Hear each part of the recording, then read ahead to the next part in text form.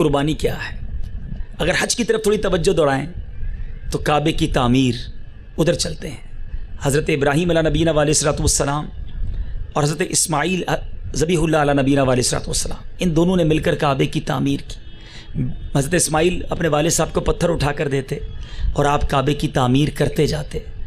جس مقام پر کھڑے ہوئے، جس پتھر پر کھڑے ہوئے، آج تو بڑی بڑی عمارتیں ہیں، بڑے لفٹر ہیں، کرینز ہیں، بڑی بڑی عمارتیں بنتی ہیں۔ اب بھی اگر آپ کعبے شریف کو جائیں، اللہ تعالی ہم سب کو بار بار حاضری عطا فرمائے، بہت اونچی عمارت ہے۔ اگر غور کریں تو کیسے پتھر اوپر تک پہنچائے ہوں گے۔ اس زمانے میں تو لفٹ نہیں تھی، ہزاروں سال پہلے کی بات ہے۔ تو کتابوں میں لکھا کہ یہ جو مقام ابراہیم ہے، جس پتھر پر حضرت ابراہیم کھڑے ہوئے تھے، یہ لفٹ کا کام کرتا تھا۔ جتنا اوپر پتھر رکھنا ہوتا یہ پتھر اتنا اوپر چلا جاتا، جب نیچے پتھر رکھنا ہوتا یہ پتھر نیچے آ جاتا، یعنی جہاں جہاں پتھر رکھنا ہوتا اس طرح یہ لفٹ کا کام کرتا۔ اور اللہ تعالیٰ نے اپنے نبی علیہ الصلوۃ والسلام کی یاد کو کیسے باقی رکھا کہ آپ کے پیر مبارک کے نقش اس پتھر پر آ گئے، اسے مقام ابراہیم کہا گیا، اور قرآن میں اس کا تذکرہ ہوا، اور رہتی دنیا کو یہ حکم دیا گیا کہ جب وہاں آنا ہے، ہمیں کہا گیا کہ مقام ابراہیم کی جو جگہ ہے اس کو مصلی بناؤ، یہاں قریب نماز پڑھنا، ہر طواف کے بعد 2 رکعت جو واجب الطواف ہے، کہا گیا بہتر ہے کہ مقام ابراہیم کے قریب، ورنہ اس کے پیچھے پڑی جائے۔ اب یہ کیا ہے؟ اپنے بندے کی یاد کو باقی رکھنا ہے۔ صفا اور مروہ کو لے لیں، بی بی ہاجرہ رضی اللہ تعالی عنہا دوڑی تھی، اور اگر لاجیکلی بات کی جائے، عقل کی بات کی جائے، جو آج کل بڑے عقل کی باتیں کرتے ہیں، لاجکس کی بات کرتے ہیں، جناب اس کام کے پیچھے ذرا لاجک بتائیں، شریعت کا یہ قانون کیوں ہے، اس کے پیچھے کیا حکمت ہے، ذرا لاجک بتائیں، یہ کام کیوں ہوتا ہے۔ مثال کے طور پہ کہتے ہیں جناب یہ مرد کو وراثت میں 2 حصے، عورت کو 1 حصہ، اس کی لاجک کیا ہے؟ مرد کو طلاق کا حق ہے، عورت کو کیوں نہیں ہے؟ اب تو معاذ اللہ یہ بحث بھی ہونے لگی کہ عورت کو 4 شادیوں کا حق کیوں نہیں ہے، مرد کو کیوں ہے۔ اسلامی احکام میں کیوں کوسچن مارک کرنے والوں کے سامنے میں کچھ کوسچن مارک رکھنا چاہتا ہوں کہ صفا اور مروہ کے درمیان دوڑنا، یہ تو اس زمانے کی بات تھی جب بی بی ہاجرہ کو پانی کی ضرورت تھی، حضرت اسماعیل بلک رہے تھے اور یہ پہاڑوں کے درمیان دوڑی۔ اب تو پانی ہی پانی ہے وہاں پر، جگہ جگہ کولر لگے ہیں، وہ پہاڑ بھی نہیں، بڑے زبردست ماربل کا فرش بنا دیا گیا، ایئر کنڈیشن لگا دیے گئے۔ اچھا، دوڑی عورت تھی، اب عورتوں کو دوڑنا منع کر دیا گیا۔ اسلامی بہنیں چلیں گی مگر میلین اخضرین جو گرین لائٹس ہیں اس کے درمیان عورتیں دوڑیں گی نہیں، تو ان کو منع کر دیا، مردوں کو کہا یہاں دوڑنا ہے۔ تو لاجک تو بنتی نہیں ہے اگر عقل کی بات کریں، لیکن یہاں عقل سے فیصلے نہیں ہوں گے۔ شاعر کہتا ہے نا، عقل کو تنقید سے فرصت کہاں، عقل کو تنقید سے فرصت کہاں، عشق پر اعمال کی بنیاد رکھ۔ تو بی بی ہاجرہ کا دوڑنا اصل میں رب کو اتنا پسند آیا کہ ساری دنیا کے عمرہ کرنے والوں اور حاجیوں کے لیے سعی کو واجب قرار دے دیا کہ اللہ والوں کی یاد منائی جائے۔ ہیں یہاں کہا جاتا ہے یاد کیوں مناتے ہو، 11ویں مناتے ہو، 12ویں مناتے ہو، 6ٹھی مناتے ہو، اللہ والوں کی یاد مناتے ہو۔ پورا حج کیا ہے؟ ارے حج پر جائیں تو پتہ چلتا ہے یہ تو ہے ہی اللہ والوں کی ادائیں۔ انہوں نے یہاں دوڑا تو ہم یہاں دوڑیں، میرے آقا نے ایک پتھر کو بوسہ دیا، اب ساری دنیا حجر اسود کو بوسہ دینا سعادت سمجھ رہی ہے۔ یہ مصطفیٰ کی ادا ہے صلی اللہ تعالیٰ علیہ وسلم۔ میرے آقا نے مینا میں قیام کیا، اب حاجی بڑے بڑے گھر جس کے یہاں موجود ہیں وہ خیمے میں جا کے مینا میں سوتا ہے، میرے آقا کی ادا کو ادا کرتا ہے۔ میرے آقا نے عرفات میں قیام کیا، حاجی جناب جس کے پاس لگژری لائف ہے وہ عرفات میں دھوپ میں جا کے کھڑا ہو کے کھلے آسمان تلے دعا کرتا ہے، نبی پاک علیہ الصلوۃ والسلام کی ادا کو ادا کرتا ہے۔ مزدلفہ کی رات وہ ایسی رات ہے کہ بڑے بڑے لگژری بیڈ روم میں سونے والے پتھریلی زمین پر وہ رات گزارتے ہیں، اور پھر کنکری مارنا۔ آؤ لاجک کی بات کرنے والو، وہ تو شیطان کو حضرت ابراہیم نے کنکری ماری تھی نا، یہاں تو دیوار ہے، اس کو کنکری مارنے کا کیا فائدہ ہے؟ مگر رب کو وہ ادا اتنی پسند آئی کہ اس مقام پر میرے محبوب نے، میرے خلیل نے شیطان کو کنکری ماری تھی۔ تو اب رہتی دنیا اگر حج کرنا چاہتی ہے تو ان پر رمی کرنا واجب قرار دے دیا۔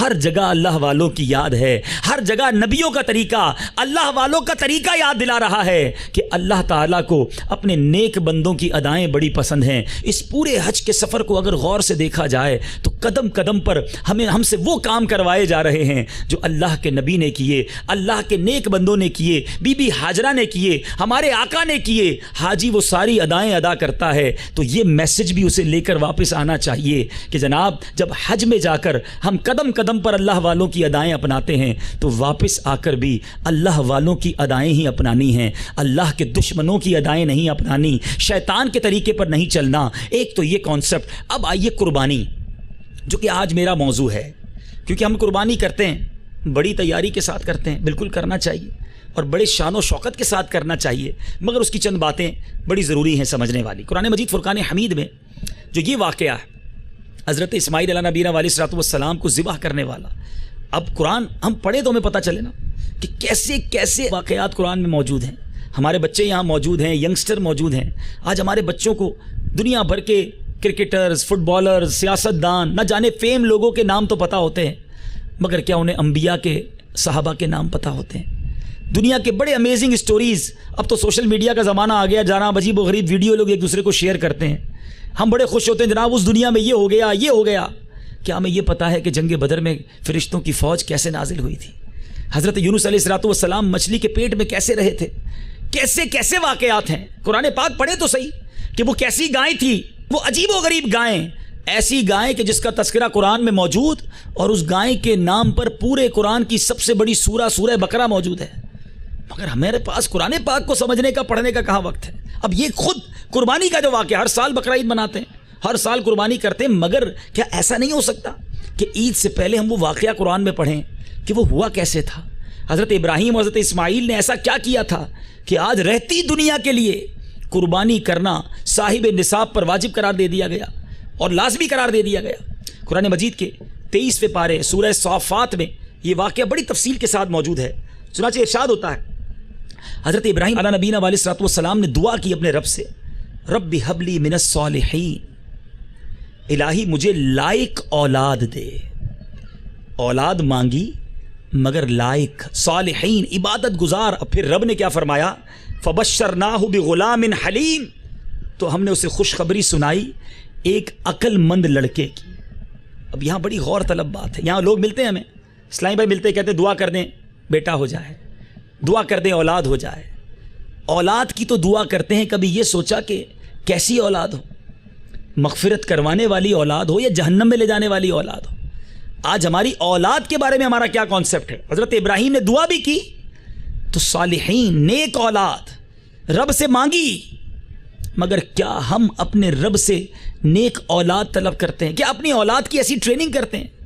میرے میٹھے اور پیارے اسلامی بھائیوں، نیک اولاد یہ رب کی بہت بڑی نعمت ہے، مگر آج ہم اپنی اولاد کی تربیت کرتے وقت یہ بھول جاتے ہیں کہ یہ اولاد ہمارے مرنے کے بعد ہمارے کس کام آئے گی۔ ہم نے انگلش تو پڑھا دی اسے، دنیا بھر کے انسٹیٹیوٹ میں پڑھا دیا اس کو، جناب بہت سارے سافٹ ویئر کھولنے آ گئے، بڑی ویب سائٹیں کھول لیتا ہے ہمارا بیٹا۔ کیا ہمارے مرنے کے بعد وہ ان سافٹ ویئر کو پڑھ کر ہمیں ایصال کر سکے گا؟ یا اگر ہم نے قرآن سکھایا تو وہ قرآن پڑھ کر ہمیں ایصال کرے گا؟ میٹھے اور پیارے اسلامی بھائیوں، نیک اولاد کے بارے میں تو ایسے ایسے واقعات آتے ہیں۔ تنبیہ الغافلین میں ہے کہ سمرقند کے ایک عالم ابو حفص رحمۃ اللہ تعالی کے پاس ایک شخص آیا اور اس نے کہا، میرے بیٹے نے مجھے مارا ہے اور تکلیف دی ہے۔ انہوں نے حیرانگی سے پوچھا، کیا بیٹا بھی باپ کو مارتا ہے؟ اس نے جواب دیا، ہاں ایسا ہوا ہے۔ تو ابو حفص رحمۃ اللہ تعالی نے پوچھا کہ یہ بتاؤ تم نے اپنے بیٹے کو علم و ادب سکھایا تھا؟ اس شخص نے جواب دیا، نہیں۔ فرمایا قرآن کریم سکھایا؟ کہا نہیں۔ تو پھر بتاؤ وہ کیا کرتا ہے؟ کہا وہ کھیتی باڑی کرتا ہے۔ تو آپ نے فرمایا کہ کیا تجھے معلوم ہے اس نے تجھے کیوں مارا ہے؟ اس نے کہا نہیں۔ ابو حفص رحمۃ اللہ تعالیٰ نے اس پر ایک چوٹ کی، میرا خیال ہے جب صبح کے وقت وہ گدھے پر سوار ہو کر کھیت کی طرف جا رہا ہوگا، بیل اس کے آگے، کتا اس کے پیچھے ہوگا، قرآن اسے پڑھنا آتا نہیں، وہ کچھ گنگنا رہا ہوگا، ایسے میں تم اس کے سامنے آئے ہوگے، وہ سمجھا ہوگا کہ گائے ہے، تمہارے سر پر کوئی چیز دے ماری ہوگی، شکر کرو تمہارا سر نہیں پھوڑ دیا۔ یعنی یہ چوٹ کی کہ نہ تو تم نے ماں باپ کا ادب سکھایا، نہ حدیث پڑھائی، نہ قرآن پڑھایا، اسے کیا پتا ماں باپ کا ادب کیا ہے، اس نے تمہیں مار دیا۔ تو اب یہ بڑی اہم بات ہے۔ ہم بعض اوقات لوگ ملتے ہیں، کہتے ہیں جناب ہمارے بچے بڑے نافرمان، بچے ادب نہیں کرتے۔ مجھے سچ بتائیں، ہم نے اپنے بچوں کو کیا تعلیم دی ہے؟ بچہ تو کوڑا کاغذ تھا۔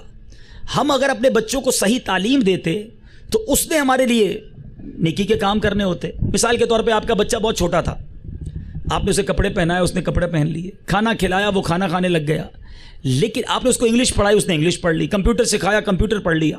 غور کریں تو بچہ تو ہماری ساری بات مانتا رہا، ہم ہی تھے جس نے قرآن نہیں پڑھایا، ہم ہی تھے جس نے احادیث نہیں پڑھائیں، ہم ہی تھے جس نے علم نہ سکھایا۔ اگر وہ علم پڑھتا تو اسے پتا ہوتا کہ ماں باپ کا ادب کیا ہے، میری جنت کیا ہے، ماں باپ کی خدمت میں مجھے کیا کچھ ملے گا، مجھے ماں باپ کے سامنے کیسا رویہ اختیار کرنا ہے۔ اور پرابلم یہی رہی کہ ہم نے ہی نہ سکھایا، بچے کو دوش دیتے ہیں۔ اے میرے میٹھے اسلامی بھائیوں، اولاد جو ہے وہ مرنے کے بعد کیسا کام آتی ہے۔ ایک بزرگ ارشاد فرماتے ہیں کسی شخص نے خواب میں دیکھا کہ قبرستان کے تمام مردے اپنی قبروں سے نکل کر جلدی جلدی زمین سے کوئی چیز سمیٹ رہے ہیں، لیکن مردوں میں سے ایک شخص فارغ بیٹھا ہے، وہ کچھ نہیں چنتا۔ اس شخص نے اس مردے سے جا کر کہا کہ تم کیوں نہیں چن رہے اور یہ سب کیا چن رہے ہیں؟ تو اس نے جواب دیا، زندہ لوگ جو صدقہ یا دعا یا تلاوت قرآن وغیرہ اس قبرستان والوں کو بھیجتے ہیں، یہ سارے قبرستان والے یہ برکتوں کو سمیٹ رہے ہیں۔ اس نے کہا پھر تم کیوں نہیں چنتے؟ تو جواب دیا، مجھے اس سے فراغت ہے، میرا بیٹا ایک جو ہے وہ حافظ قرآن ہے جو فلاں بازار میں حلوہ بیچتا ہے، مگر مجھے روزانہ ایک قرآن کا ثواب بھی پہنچاتا ہے۔ اب یہ بندہ اٹھا اور صبح اس بازار میں پہنچا، حلوائی کی دکان پر گیا تو دیکھا کہ ایک نوجوان حلوہ بیچ رہا ہے مگر اس کے ہونٹ ہل رہے ہیں۔ کہا بیٹا تم کیا پڑھ رہے ہو؟ اس نے کہا میں قرآن پڑھ رہا ہوں۔ اس نے جواب دیا کہ میں روزانہ ایک قرآن پڑھ کر اپنے والدین کو بخشتا ہوں، اسی کی تلاوت کر رہا ہوں۔ کچھ عرصے کے بعد خواب میں دوبارہ اسی قبرستان کے مردوں کو میں نے کچھ چنتے ہوئے دیکھا۔ اس مرتبہ وہ شخص بھی مصروف تھا کہ جس کو پہلے میں نے دیکھا تھا کہ وہ نہیں چنتا تھا۔ کہا اب کیوں چن رہے ہو؟ کہا میرے بیٹے کا انتقال ہو گیا ہے۔ تو پتہ چلا کہ اولاد وہ اچھی جو ہمارے مرنے کے بعد ہمیں ہمارے ایصال ثواب کا ذریعہ بنے۔ آج تو حال یہ ہوتا ہے میرے اسلامی بھائیوں کہ والد کا جنازہ ہوتا ہے، بیٹا اپنے دوستوں کے ساتھ باہر کھڑا ہوتا ہے، کوئی کہے کہ بیٹا آپ آئیے اور والد کے جنازے کو غسل دیجئے، تو بیٹا جواب دیتا ہے کہ مجھے غسل میت دینا نہیں آتا۔ ارے بیٹا جنازہ پڑھائیے، یہ بہتر ہے کہ بیٹا باپ کا جنازہ پڑھائے۔ تو بیٹا کہتا ہے مجھے جنازہ پڑھنا نہیں آتا۔ پڑھانا تو دور کی بات ہے، بتاؤ وہ اولاد کام کی یا وہ اولاد اچھی جو مرنے کے بعد قرآن پڑھے، ہمیں غسل دے، ہمیں کفن دے، ہمیں سنت کے مطابق ہماری قبر میں اتارے۔ میرے میٹھے اسلامی بھائیوں، نیک اولاد کی کوشش کیجئے، یہ اولاد ہمارا پھل ہے۔ اب ہم اولاد کو تو بڑا دوش دیتے ہیں کہ بچے اچھے نہیں ہیں آج کل کے، ذرا اپنی تربیت پر بھی تو غور کریں نا۔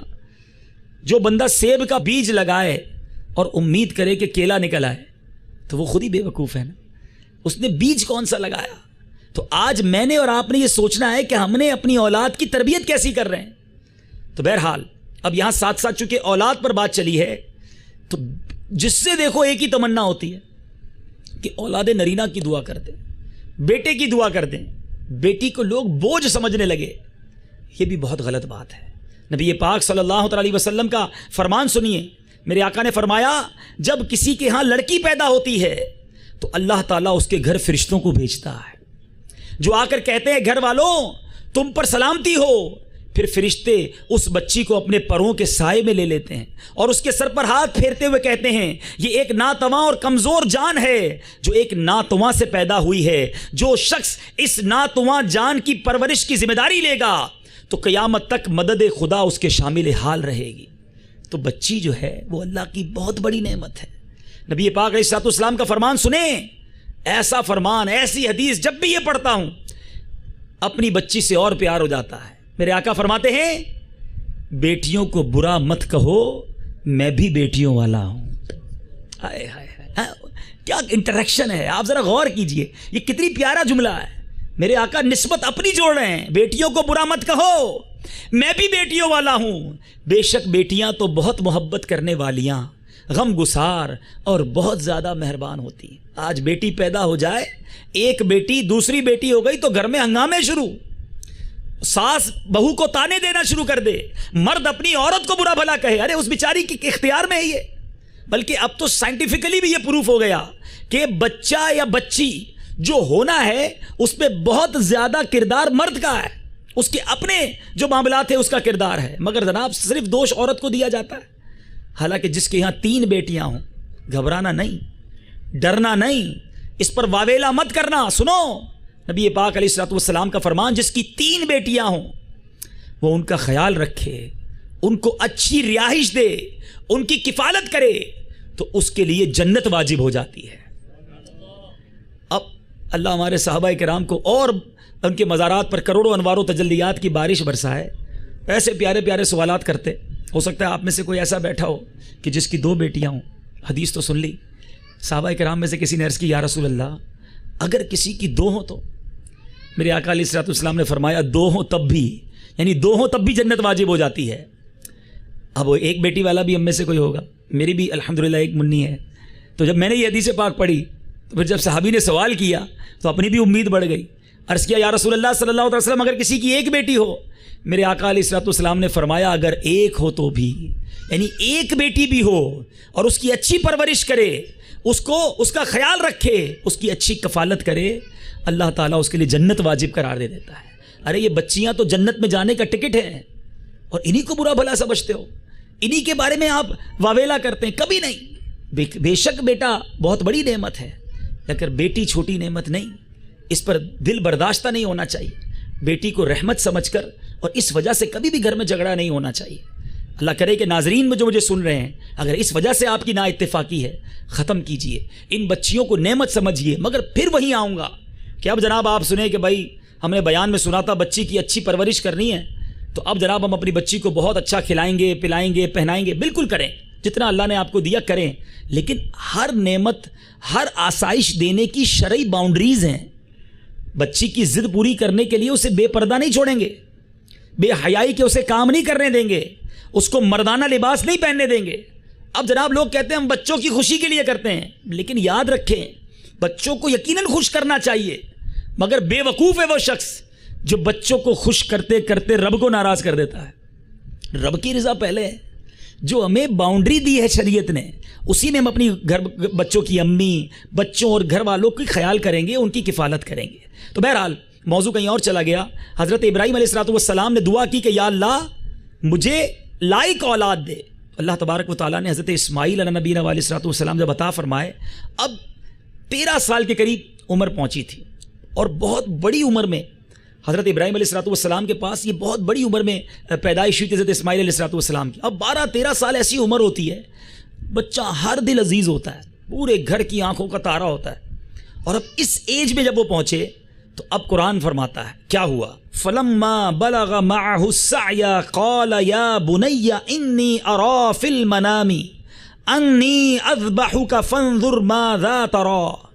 اب کہتے ہیں پھر جب وہ اس کے ساتھ کام کے قابل ہو گیا، حضرت ابراہیم علیہ الصلوۃ والسلام نے خواب دیکھا، اور اس خواب میں کیا دیکھا؟ اپنے بیٹے سے کہہ رہے ہیں اے بیٹے میں نے خواب دیکھا ہے کہ میں تجھے ذبح کرتا ہوں، اب تو دیکھ تیری کیا رائے ہے۔ اب غور طلب بات یہ، یہاں علماء نے بڑی پیاری بحث لکھی ہے، جس کو ذبح کرنا ہے، جس کے بارے میں خواب دیکھا ہے، اسی سے پوچھ رہے تیری کیا رائے ہے۔ اب یہ پوچھا کیوں، مشورہ کیوں کیا؟ علماء کہتے ہیں پہلے عرض کی تھی نا یا اللہ لائق اولاد دے، نیک اولاد دے۔ اب حضرت ابراہیم علیہ الصلوۃ والسلام کو رب کی یہ عطا بتانا مقصود ہے کہ اس بیٹے سے پوچھو گے تو جواب بھی بڑا اچھا ملنا ہے۔ کیا جواب دیا اس نیک بیٹے نے؟ سنو کیسا بیٹا تھا، کیا کہتے ہیں؟ قال یا ابت افعل ما تؤمر، اے میرے باپ کیجئے جس بات کا آپ کو حکم ہوتا ہے۔ ستجدنی انشاء اللہ من الصابرین، خدا نے چاہا تو قریب ہے آپ مجھے صابر پائیں گے۔ تو پھر کیا ہوا؟ فلما اسلما وتلہ للجبین، جب دونوں نے ہمارے حکم پر گردن رکھی اور باپ نے بیٹے کو ماتھے کے بل لٹایا، اس وقت کا حال نہ پوچھ۔ وَنَادَيْنَاهُ أَن يَا إِبْرَاهِيمُ، اور ہم نے ندا فرمائی کہ اے ابراہیم قد صدقت الرؤیا، بے شک تو نے خواب سچ کر دکھائی۔ اِنَّا كَذَلِكَ نَجْزِي الْمُحْسِنِينَ، اور ہم ایسا ہی صلہ دیتے ہیں نیکوں کو۔ ان هذا لهو البلاء المبین، بے شک یہ روشن جانچ تھی، ایک ایسا ایگزام تھا جس میں حضرت ابراہیم کامیاب ہوئے۔ اور پھر کیا فرمایا قرآن نے؟ وَفَدَيْنَاهُ بِذِبْحٍ عَظِيمٍ، ہم نے ایک بڑا ذبیحہ اس کے صدقے میں دے کر اسے بچا لیا۔ وَتَرَكْنَا عَلَيْهِ فِي الْآخِرِينَ، ہم نے پچھلوں میں اس کی تعریف باقی رکھی۔ سلام علی ابراہیم، سلام ہو ابراہیم پر۔ كَذَلِكَ نَجْزِي الْمُحْسِنِينَ، ہم ایسا ہی صلہ دیتے ہیں نیکوں کو۔ انہو من عبادنا المؤمنین، بے شک وہ ہمارے اعلیٰ درجے کے کامل الایمان بندوں میں ہے۔ قرآن مجید فرقان حمید کی تفاسیر پڑھیں، سبحان اللہ۔ حضرت ابراہیم کو خواب آیا اور خواب میں آپ نے دیکھا کہ آپ کے بیٹے کو آپ ذبح کر رہے ہیں۔ یاد رہے نبی کا خواب جو ہوتا ہے نا وہ وحی ہوتا ہے، آپ کا اور میرے خواب پہ اس طرح کا عمل نہیں ہم کریں گے۔ یاد رکھیں، کسی کے خواب میں آیا کہ بچے کو ذبح کر رہا ہوں، صبح اٹھ کے ذبح کرنے لگے، آپ کے میرے خواب کی کوئی حیثیت نہیں۔ جو انبیاء کا خواب ہے وہ وحی ہوتا ہے۔ 8 ذوالحجہ کو آپ کو خواب آیا، پہلا خواب۔ جب خواب آیا تو آپ تذبذب میں پڑ گئے، سوچ بچار میں پڑ گئے کہ کیا واقعی مجھے میرے بیٹے کو ذبح کرنے کا حکم دیا گیا؟ تفسیر کبیر میں ہے کہ اس دن کو یوم ترویہ کہا جاتا ہے۔ 8 ذوالحجہ کو یوم ترویہ کیوں کہا جاتا ہے؟ کہ ترویہ کے معنی ہی سوچو بچار کے ہیں۔ آپ سوچو بچار کی کیفیت میں تھے، جب 9ویں رات سوئے تو پھر خواب آیا۔ اب آپ کو کنفرم ہو گیا کہ مجھے ہی حکم دیا جا رہا ہے کہ میں اپنے بیٹے کو ذبح کروں۔ تو اب یوم عرفہ، عرفہ کہتے ہیں پہچان کا دن، پہچاننا۔ اس دن آپ یہ پہچان گئے، کنفرم ہو گیا، اس لیے 9 ذوالحجہ کو یوم عرفہ کہا جاتا ہے۔ اور پھر 10 ذوالحجہ کو آپ نحر کرنے چلے، ذبح کرنے چلے۔ یوم النحر جو 10 ذوالحجہ کو کہا جاتا ہے کہ ذبح کا دن، اس کی نسبت یہی ہے کہ حضرت ابراہیم علیہ السلام انہیں ذبح کرنے چلے۔ اے میرے میٹھے اسلامی بھائیوں، اب ہوا یہ، ایک روایت کے مطابق آپ نے اپنی زوجہ سے کہا کہ میں اپنے بچے کو لے جا رہا ہوں، دعوت میں لے جا رہا ہوں، اس کو تیار کر دو۔ اب آپ کی زوجہ نے، حضرت حاجرہ رضی اللہ تعالیٰ عنہ نے خوب نہلایا دھلایا، اچھے کپڑے پہنائے، بالوں میں تیل لگایا، حضرت ابراہیم کے ساتھ کر دیا۔ مگر شیطان کب یہ دیکھ سکتا ہے؟ شیطان سب سے پہلے بی بی حاجرہ رضی اللہ تعالیٰ عنہ کے پاس پہنچا، اور یہ تفسیر میں واقعات موجود ہیں کہ ان کے پاس پہنچا اور کہا کہ تمہیں پتہ ہے تمہارے بیٹے کو کہاں لے گئے؟ کہا میرے بیٹے کو دعوت میں لے گئے۔ کہا دعوت میں نہیں لے گئے، اپنے بیٹے کو آج ذبح کریں گے۔ اب بی بی حاجرہ کہتی کیا کوئی باپ بھی اپنے بیٹے کو ذبح کرتا ہے؟ کہا ہاں وہ ذبح کریں گے کیونکہ یہ رب کا حکم ہے، انہیں رب کی طرف سے حکم ملا ہے۔ دیکھو ماں کیسی ہوتی ہے، آج وہ مائیں غور کریں جو اپنے بچوں کو دین کے راستے پر جانے سے روکتی ہیں۔ معاذ اللہ ایسی مائیں بھی موجود ہیں جو بیٹے سے کہتی ہیں تم داڑھی رکھ لو گے تو میں تمہیں اپنا دودھ نہیں بخشوں گی۔ نیکی کے کام میں جانے سے ماں رکاوٹ بنتی ہے۔ ایک وہ بھی ماں ہے، دعاؤں سے بیٹا ملا ہے، ابھی 12-13 سال کی عمر ہے، ماں کہتی ہے اگر رب کا حکم ہے تو میرا بیٹا قربان کرنے کے لیے میں تیار ہوں۔ اب حضرت ابراہیم علیہ نبینا علیہ السلام کے راستے میں آیا۔ ایک روایت کے مطابق شیطان بہت بڑے جسم کے ساتھ آگے کھڑا ہو گیا کہ آپ کا راستہ روک لے۔ یہ وہی مقام ہے اے حاجیوں، اللہ تعالی ہم سب کو بار بار حج کی سعادت عطا فرمائے۔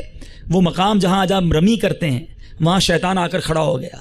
آپ نے 7 کنکر مارے، راستے سے وہ ہٹ گیا، تھوڑا اور آگے گئے، پھر آ کر کھڑا ہو گیا، آپ نے مزید کنکر مارے، پھر وہ راستے سے ہٹ گیا۔ بہرحال 3 بار یہ معاملہ ہوا۔ اب ذبح کی باری آتی ہے۔ بیٹے سے مشورہ تو پہلے ہی ہو چکا تھا کہ بیٹا اگر مجھے رب کی طرف سے یہ حکم ملا ہے تم کیا کہتے ہو؟ قرآن نے کہا نا کہ اے میرے والد صاحب آپ کو جو رب کا حکم ہے کیجئے، آپ مجھے صابر پائیں گے۔ اب کہا والد صاحب میری 3 گزارشات ہیں، میری 3 باتیں ہیں وہ ذرا سن لیجئے۔ آپ مجھے ذبح کرنا چاہتے ہیں تو میرے ہاتھ پیروں کو باندھ دیجئے، کیونکہ میں جب تڑپوں گا تو میرے خون کے چھینٹے کہیں آپ پر نہ آ جائیں۔ آپ میرے والد ہیں، آپ کی بے ادبی نہ ہو جائے۔ اور پھر دوسرا یہ کیجئے گا کہ مجھے الٹا لٹا دیجئے، میرا چہرہ نیچے کر دیجئے گا، کیونکہ جب آپ اگر سیدھا میرا چہرہ رکھیں گے تو میرے چہرے پر آنے والی تکلیف آپ سے نہیں دیکھی جائے گی۔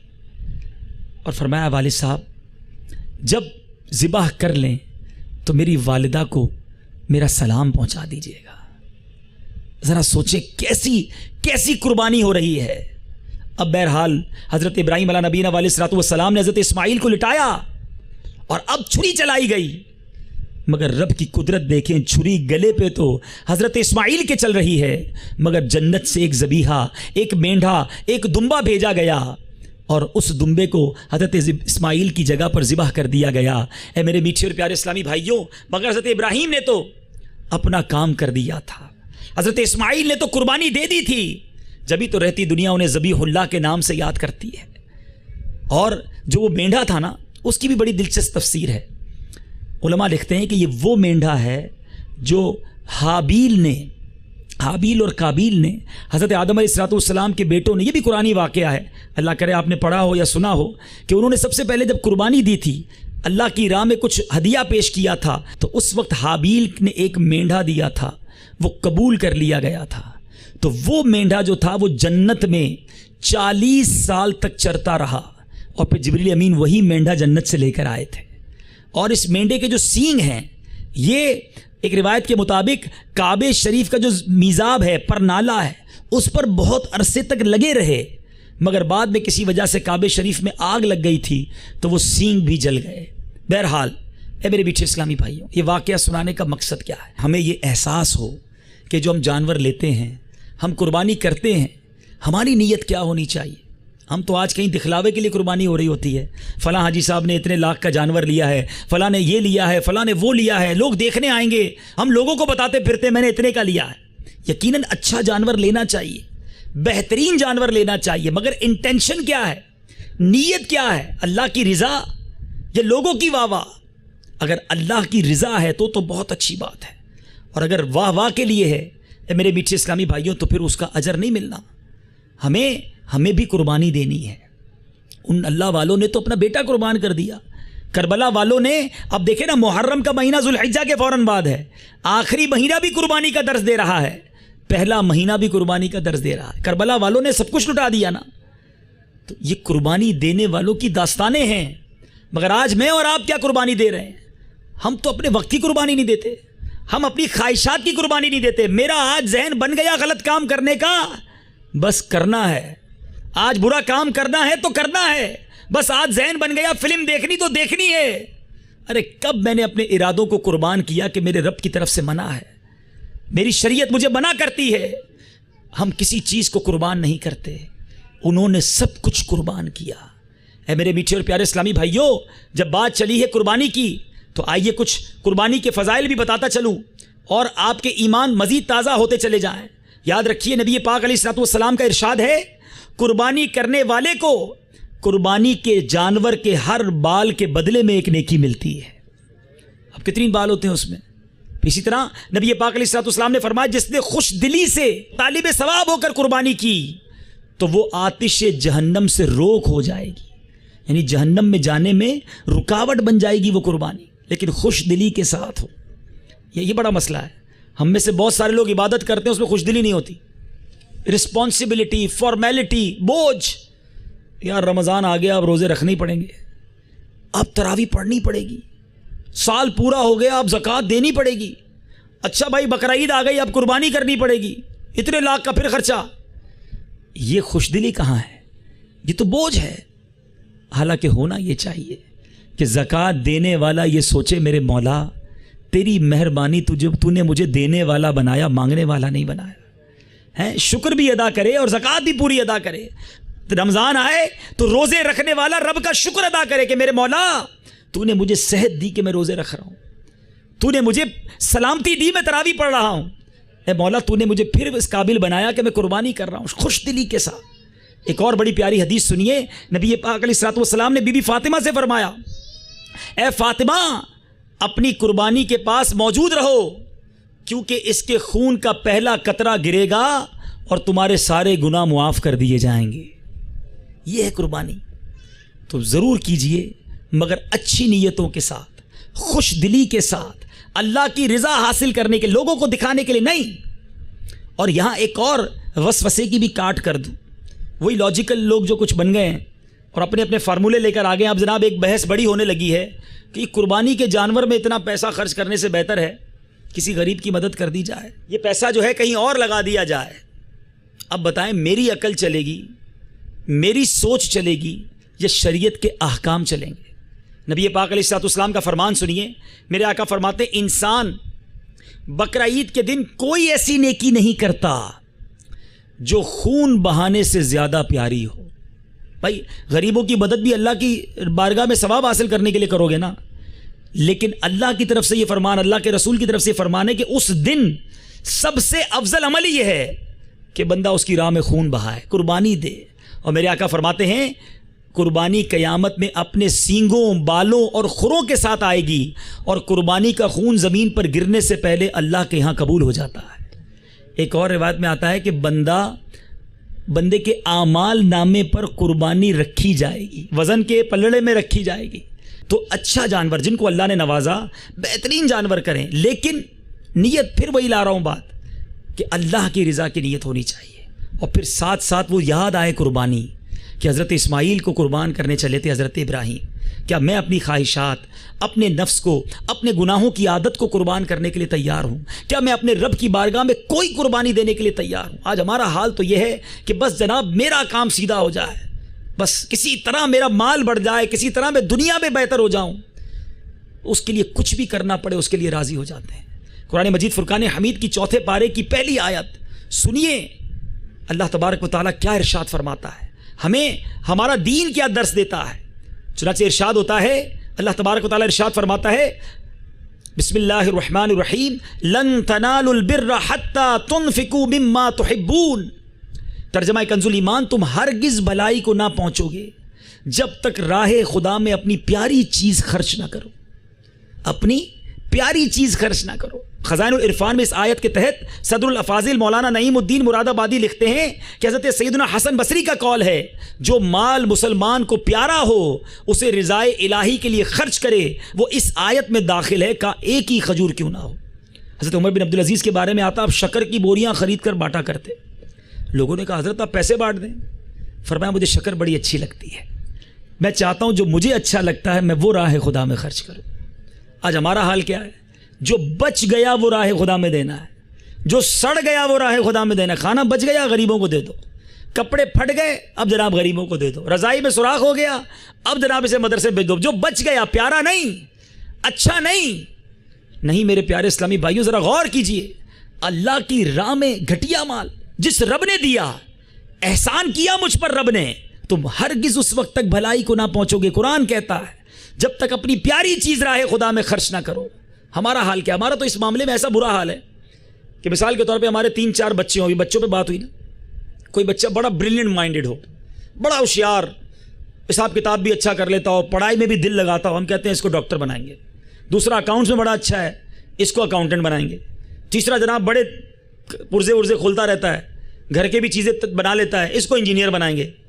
چوتھا بچہ جس کی زبان بھی عقلاتی ہے، پیر بھی تھوڑا لنگڑا سا ہے، یاد بھی کچھ نہیں کرتا، ہم کہتے ہیں اس کو مدرسے میں ڈال دو.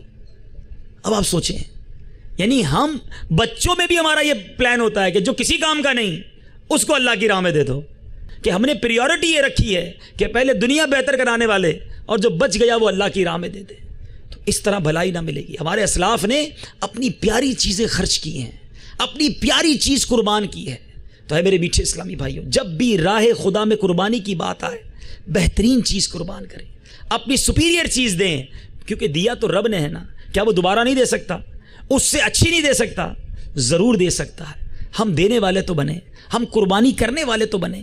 تو بہرحال میرے میٹھے اور پیارے اسلامی بھائیوں، آج بھی ہمارے بھائیوں پر، ہماری بہنوں پر، ہمارے وطن میں ایک بڑا برا وقت آیا ہوا ہے.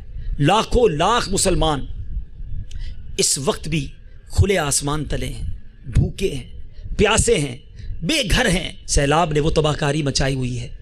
مسلمان کے بارے میں روایتوں میں آتا ہے کہ مسلمان ایک جسم کی مانند ہیں. ہاتھ کو درد ہوتا ہے تو آنکھ آنسو بہاتی ہے. تو مسلمان جب کوئی تکلیف میں ہوتا ہے تو دوسرے مسلمان کو بھی تکلیف ہونی چاہیے. یہ وقت ہے قربانی دینے کا، یہ وقت ہے ان کی خدمت کرنے کا، یہ وقت ہے ان کی مدد کرنے کا. اور فضائل سبحان اللہ، نبی پاک علیہ الصلوۃ والسلام کا فرمان ہے، کچھ لوگ ایسے ہیں جنہیں اللہ عز و جل نے لوگوں کی حاجتیں پوری کرنے کے لیے پیدا فرمایا ہے. خوش نصیب ہیں وہ لوگ جو لوگوں کی حاجتیں پوری کرتے رہتے ہیں. کیا فرمایا اللہ تعالیٰ کے حبیب نے؟ کچھ لوگ ایسے ہیں جنہیں اللہ تعالیٰ نے لوگوں کی حاجتیں پوری کرنے کے لیے پیدا فرمایا ہے. لوگ حاجت کے وقت ان سے رجوع کرتے ہیں. یہی وہ لوگ ہیں جو قیامت کے دن اللہ عز و جل کے عذاب سے محفوظ ہوں گے. اللہ تعالیٰ مجھے اور آپ کو لوگوں کی حاجتیں پوری کرنے والا بنائے.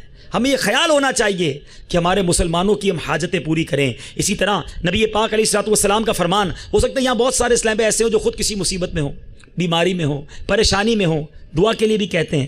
میرے آقا ارشاد فرماتے ہیں، جو شخص کسی مسلمان کی دنیاوی مصیبت دور کرے اللہ عز و جل قیامت میں اس کی مصیبت دور فرمائے گا. ہم چاہتے ہیں اگر ہماری مصیبت دور ہو، کسی کی مصیبت دور کریں.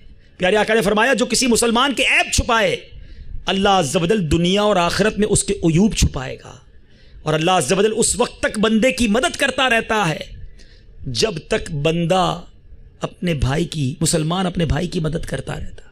آپ کسی کی مدد کرتے رہیں، آپ کی مدد ہوتی رہے گی۔ اے میرے میٹھے پیارے اسلام بھائی، ایک بار حضرت سیدنا ابو سعید خدری رضی اللہ تعالیٰ عنہ فرماتے ہیں کہ سرکار دو عالم صلی اللہ علیہ وسلم کے ساتھ شریک سفر تھے۔ ایک شخص کمزور سواری پر آیا، اس نے اپنی سواری کو دائیں بائیں گھمانا شروع کیا۔ میرے آقا علیہ الصلوۃ والسلام نے ارشاد فرمایا، جس کے پاس زائد سواری ہو وہ اسے دے دے، جس کے پاس بچی ہوئی خوراک ہو وہ اسے کھلا دے۔ اور اس طرح مال کی مختلف اقسام ذکر فرماتے رہے کہ جس کے پاس جو چیز زائد ہے وہ دوسرے کو دے دے۔ صحابی کہتے ہیں ہمیں ایک خیال گزرا کہ ہم کو بچی ہوئی چیز کو ایسا لگتا ہے کسی کو اپنے پاس رکھنے کا حق حاصل نہیں، کہ بانٹ دے۔ پیارے آقا فرماتے رہے تو اگر ہمارے پاس رب نے بہت دیا ہے تو یہ وقت ہے اپنے مسلمان بھائیوں کی، اپنی بہنوں کی خدمت کرنے کا۔ الحمدللہ آپ کی دعوت اسلامی میدان عمل میں آ چکی ہے۔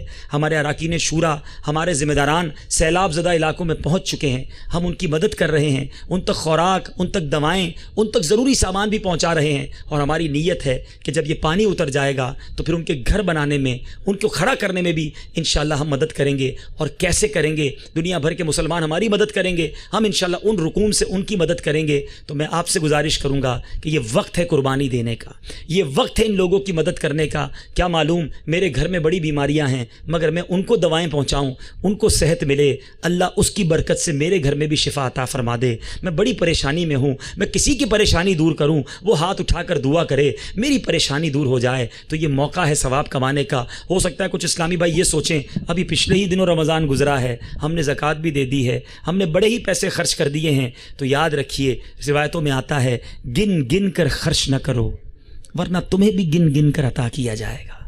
جب رب کریم ہمیں گن کر عطا نہیں فرماتا، اس کا در کھلا ہوا ہے، تو جس سے جتنا ہو سکے، ہم یہ نہیں کہتے دعوت اسلامی والوں ہی کو دیں، آپ خود تشریف لے جائیں، قریبی علاقے ہیں اور خود جا کے ان کی مدد کریں۔ اور اگر آپ نہیں کر سکتے تو دعوت اسلامی والے شریعت کی پاسداری میں رہتے ہوئے، دارالافتاء سے رہنمائی لیتے ہوئے انشاءاللہ تقسیم کاری جاری رکھے ہوئے ہیں۔ ہمارے ذمہ داران سے رابطہ کر کے جو اناج دے سکتے ہیں، جو دوائیں دے سکتے ہیں، اس کے علاوہ ہمیں چیزیں نہ دیں، کیونکہ بعض اوقات وہی معاملہ ہوتا ہے کہ جب امدادی کیمپ لگتے ہیں تو لوگ اپنے گھر کا سارا کچرا وہاں ڈال کے آ جاتے ہیں، سارے پرانے کپڑے، ساری پرانی رضائیاں، چلو بھائی گھر خالی ہو گیا۔ اب امدادی سامان جمع کرنے والوں کے سر پہ آ جاتی ہے، سامان کچھ ہزار کا ہوتا ہے، اس کو پہنچانے میں 2 لاکھ روپے خرچ ہو جاتے ہیں اور اس کی ضرورت بھی نہیں ہوتی۔ تو ہمیں کیش چاہیے، ہمیں دوائیں چاہیے، ہمیں اناج چاہیے، وہ اگر آپ دے سکتے ہیں تو دیں، ورنہ ہمیں اور کوئی سامان نہیں چاہیے۔ تو یہ تو ایک پیغام تھا، اور جو درس میں دینے آیا تھا، جو میسج دینے آیا تھا کہ قربانی دینے کی عادت ڈالیں۔ دعوت اسلامی کے مدنی ماحول میں ہمیں بہت ساری قربانیاں دینے کا موقع ملتا ہے۔ ایک فارمولہ یاد کر لیں کہ جس چیز میں بندہ قربانی دے